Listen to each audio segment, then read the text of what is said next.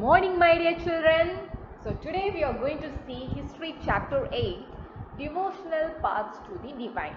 Okay, dear children. So what we are going to see today? Devotional Paths to the Divine. Okay. So we are going to see about devotional bhakti. Okay. So how people are devotionally attached and what are the way they followed and how it changed everything we are going to see in today's video. Okay dear, so let's start. First, the idea of a supreme god, one god, supreme power. He has the supreme power. Okay, that idea, how it emerged, and because of that, what are the changes that we are going to see in this slide. So first, before larger kingdoms emerged, different groups of people worshipped their own gods and goddesses.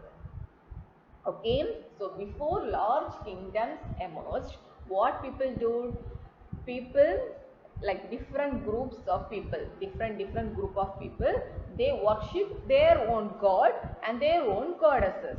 Okay, and after, when people brought together through the growth of towns, trade and empire, new ideas began to develop. Okay, so previously, when like no larger kingdom and it's like small different groups of people, they were worshipping their own god and goddesses.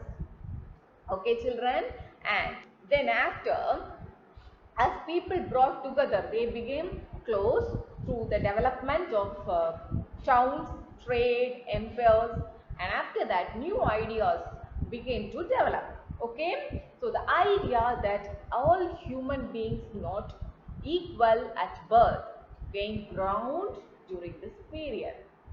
So previously there was an idea like all human beings are not equal at birth.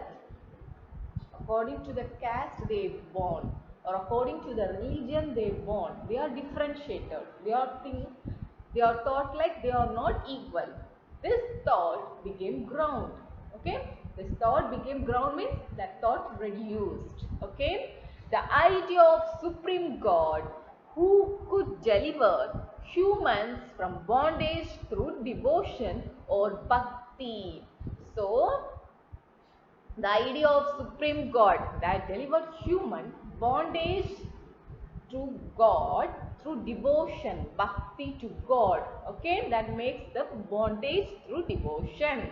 Okay, gods and goddesses worshipped in different areas came to be identified with Shiva, Vishnu or Durga. Okay, so now different areas they worship god and goddesses. Now they are identified as Shiva, Vishnu or Durga. Repeat along with me, my dear children. Shiva, Vishnu or Durga. Okay dear children. Okay, a new kind of bhakti in South India. New kind of bhakti movement started in South India. That is Nayanas and Alvas. What are they? Nayanas and Alvas. Okay. The 7th to 9th centuries saw the emergence of new religious movement. Okay, new religious movement started led by Nayanas. So what is Nayana? That means they are saints devoted to Shiva, Lord Shiva. So those who worship Lord Shiva, they were called as Nayanas, and Alvas, they are saints devoted to Vishnu. So saints devoted to Vishnu, Lord Vishnu, they are called as Alvas, and saints devoted to Lord Shiva are called as Nayanas. Now you understood the difference between Nayanas and Alvas? Very good children. Next, they were sharply critical of the Buddhists and Jainas and preached ardent love of Shiva or Vishnu as the path to salvation. So now Buddhist and Jainism was there. Now they were like critical. Now what is spreading now? Nayanas and Alvas spreading devotion to Shiva or Vishnu. So this is started spreading now. The Nayanas and Alvas went from place to place. So what happened? What is happening during that period? These Nayanas and Alvas, they moved from place to place and spread the love of Shiva or Vishnu. They spread their beliefs, okay? And they used to write, compose poems of praise, okay, like poems praising their Lord. They used to write poems, songs, and they used to visit so many villages and they sing that songs too. So through poems of praise, they spread their devotion and love of God to all the people, okay. Then Chola and Pandya kings built elaborate temples around many of the shrines. So what happening now? Chola and Pandya kings, they built big temples for these lords. Okay. Next, philosophy and bhakti. Philosophy and bhakti. So now philosophy. Shankara, a philosopher of Kerala. So Shankara was a philosopher of Kerala. He advocated Advaita or doctrine, belief of the oneness of individual soul, our individual soul and the supreme God. So we are the ultimate reality. So the supreme God and the individual soul, that is the ultimate reality. Okay, that is the truth. Then Ramanuja of Tamil Nadu, he advocated like the best means of attaining salvation, devotion was true, the devotion to Vishnu. So dedicating, having devotion and bhakti to Vishnu is the only way of attaining salvation. So who was spreading like this? Ramanuja. Okay, dear children. Next, Basavanna's Veera Shaivism. So Basavanna's Veera Shaivism. So Veera Shaivism, that is a movement initiated by Basavanna. So Veera Shaivism was a movement initiated by Basavanna and his companions Alama Prabhu and Akka Mahadevi in Karnataka in the mid-12th century. So Veera Shaivism was a movement that was started by Basavanna and his companions Alama Prabhu and Akka Mahadevi in Karnataka in mid-12th century. So they argued strongly for the equality of all human beings. So they were spreading and issuing, like explaining to all the people that all the human beings are equal. Okay, they were struggling for the equality of all human beings. They were strongly arguing for the equality of all human beings. So all human beings are equal. That is their idea. Opposed Brahmanical ideas and caste and treatment of women. So they were opposing that according to the caste, that seeing the difference and treating women badly. So they were like opposed to that. They opposed that. Okay, they don't need such ideas. They were like saying all human beings are equal. Okay, dear children. So now you understood about Basavanna's Veera Shaivism. Very good, children. So now we will move to the saints of Maharashtra. The saints of Maharashtra. So Janaveshwar, Namdev Eknath, Dukharam, Sakhubai and the family of Chokamela focused on the bhakti of Vithala, a form of Vishnu.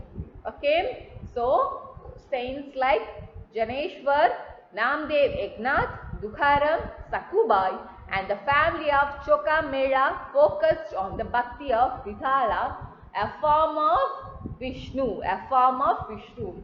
Vithala is a form of Vishnu. Okay. So they were focusing on the bhakti movement of a form of Vishnu, Lord Vishnu. Okay. Some of these belong to very lower caste. Okay. Some people, they belong to very lower caste. So these bhakti movements that rejected all forms of ritualism and social difference based on birth. Okay. Like no caste. They were treated everyone equally. Next, Nathpanthas, Siddhas and Yogis. Then a number of religious groups that emerged during this period, they also criticize the ritual and other aspects of some religion and social order using simple and logical arguments. So they are like, among them were Nathpanthis, Siddhacharis and Yogis. Okay, there are some other religious groups also. Then Islam and Sufism. Islam and Sufism. So Islam, that propagated monotheism. So what is monotheism? Submission to one God.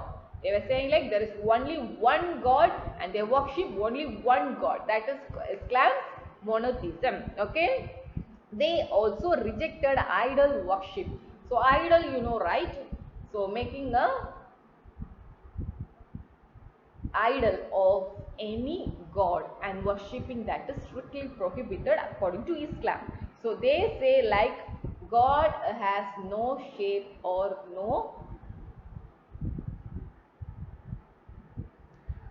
shape. Okay, so God has no, they used to think like there should not be any idol worship. Making a statue of God and worshipping is not good. So they don't do that. Islam don't make statue of God and worship. They just worship to God through mind. Okay, so they never worship through statues. They rejected idol worship. Okay, Muslim scholars developed a holy law that is called Shariat. Okay, that holy law is called Shariat, and Sufis rejected the elaborate codes of behavior demanded by Muslim regular scholars. So, the Sufis rejected some codes of behavior that followed by Muslim scholars. They sought unison with God as lover seeks his beloved with a disregard to for the world. So they sought unison with God. Like how, like you're having a mother, you like your mother, right? Similarly, how you worship your God, that will be like you have to regard this world. You have to show your love to God. Leave this world. You have to show your love to God. Okay. Then among the great Sufis of Central Asia were Ghazali, Rumi and Sati. Then Sufism introduced many popular orders or silsilas. So they have, Sufism have many orders that are called as silsilas. Okay, that was called as silsilas. So of which the most widespread was the Shariat and Chishti silsilas. So Chishti silsila was among the most influential order, and a long line of teachers included Jwala Muinuddin Chishti of Ajmer, Qutbuddin Bachtiar Kaki of Delhi, Baba Farid of Punjab, Kujwa Nizamuddin Auliya of Delhi, and Bandanawaz Gizudaras of Gulbarga. So, like, these are the famous teachers of that Sufism. Okay, next. New religious development in North India. Now we are going to see the new religious development in North India. The period after 13th century saw a new way of Bhakti movement in North India. The wave was led by scholars like Tulsidas, Surdas, Kabir and Baba Guru Nanak. So repeat along with me, children. Tulsidas, Surdas, Kabir and Baba Guru Nanak. The tradition also included saints like Dadu Dayal, Ravidas, Mirabai. So Mirabai was devoted to Lord Krishna. So Mirabai was devoted and worshipping Lord Krishna. Okay, a unique feature of most of the saints in their work were written in their work. They have written in their own languages, regional languages, and that could be sung. Okay, their regional language. Then Kabir ridiculed idol worship. He also rejected idol worship. He believed in one formless supreme God with devotion. So God has no form, no shape. So they also rejected idol worship. Kabir also believed in one formless supreme God. Then Guru Nanak, he emphasized on the importance of God, and Nanjapna, Kritikama and Vachakana. The number of Baba Guru Nanak's followers increased through the 16th century under his successors. So Baba Guru Nanak's followers increased through 16th century. Then Shankara, that we have seen before, he also said like doctrine of oneness of the individual soul and supreme God, that is the ultimate reality. We have seen that before. Then various kinds of bhakti and Sufi movements evolved since the 8th century. So thank you children. So that's all for today's class. Just see this video once again and take notes, that will help you a lot for learning next time. So thank you children. Have a nice day.